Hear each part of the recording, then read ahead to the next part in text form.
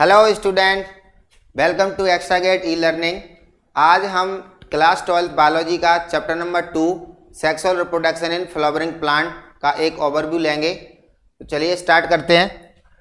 जैसा कि आप देख रहे हो, सबसे फर्स्ट इसमें जो टॉपिक हम डिस्कस करेंगे, डिटेल में स्टडी करेंगे, फ्लावर स्ट्रक्चर।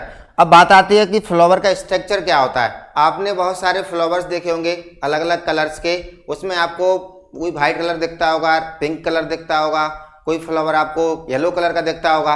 तो वो क्या होते हैं, सभी डिफरेंट स्ट्रक्चर होते हैं। मींस फ्लावर में 4 पार्ट्स होते हैं, calyx, corolla, androecium and gynoecium. तो इन सभी का हम स्ट्रक्चर फ्लावर में इस चैप्टर के अंदर हम डिटेल में स्टडी करेंगे। नेक्स्ट जो टॉपिक हम इसमें कवर्ड करेंगे, development of male and female gametophyte. Okay, means male gametophyte, male के गैमेट किस प्रकार से डेवलप होते हैं एंड फीमेल गैमेट किस प्रकार से डेवलप होते हैं एक फ्लावर के अंदर, या कह सकते हैं एक बाइसेक्सुअल प्लांट्स के अंदर।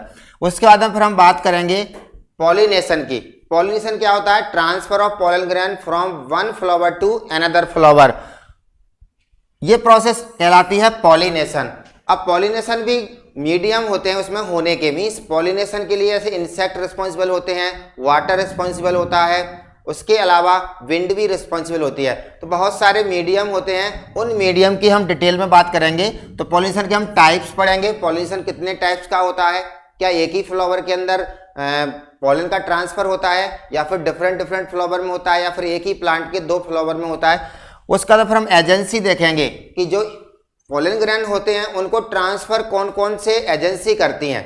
ओके, आफ्टर दैट हम फिर बात करेंगे एग्जाम्पल्स की, क्योंकि इस चैप्टर में पॉलिनेशन के एग्जाम्पल्स काफ़ी इंपोर्टेंट होते हैं, जो एक बोर्ड एग्जाम में या फिर नीट में 100% पूछे जाते हैं। उसके अलावा फिर हम देखेंगे इसमें आउट ब्रीडिंग डिवाइसेस, किस प्रकार से हम पॉलिनेशन को स्टॉप कर सकते हैं। हमें मान लीजिए सेल्फ पॉलिनेशन कराना है, या सपोज दैट हमें किसी ए प्लांट में किसी बी प्लांट के पॉलिनेशन को हमें उसमें पॉलिनेटेड कराने हैं, तो उसके लिए हम क्या करते हैं, फिर आउट ब्रीडिंग डिवाइस का यूज करते हैं। कैसे होता है उसके लिए हम जब चैप्टर डिटेल में आपको पढ़ाएंगे उस समय आप इसमें जानेंगे कि किस प्रकार से ये डिवाइस यूज किए जाते हैं।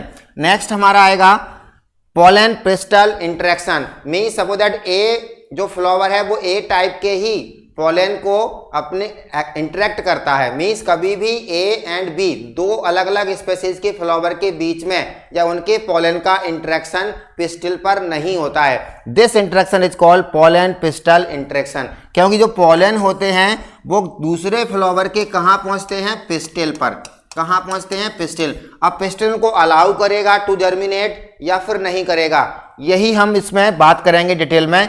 उसका तरफ हम देखेंगे कि डबल फर्टिलाइजेशन क्या होता है। प्लांट्स, फ्लावरिंग प्लांट्स में डबल फर्टिलाइजेशन कैसे अकर होता है, उसमें क्या प्रोसेस होती हैं, कितने मेल गैमीट बनते हैं। और डबल फर्टिलाइजेशन की बात आ रही थी, मतलब एक फर्टिलाइजेशन तो एग से होता है, तो सेकेंड फर्टिलाइजेशन किससे होगा।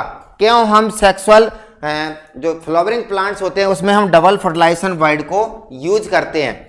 After that we will talk about post fertilisation events. उसमें हम बात करेंगे development of endosperm and embryo.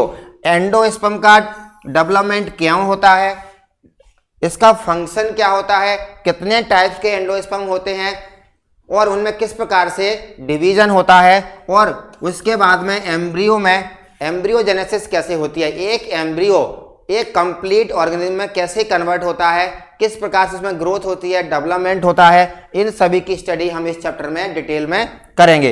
Development of seed, seed का फॉर्मेशन कैसे होता है।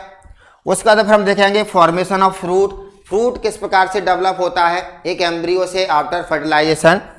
उसके बाद फिर हम बात करेंगे स्पेशल मोड, एपोमिक्सिस देखेंगे। एपोमिक्सिस क्या होता है, अगर मान ली फर्टिलाइजेशन ना हो तो क्या फ्रूट का डेवलपमेंट हो जाएगा, या फिर सब हम कह सकते हैं ओव्यूल के अंदर स्पर्म की डिपोजिशन ना हो तो फिर क्या ओव्यूल एक सीड में कन्वर्ट होगा।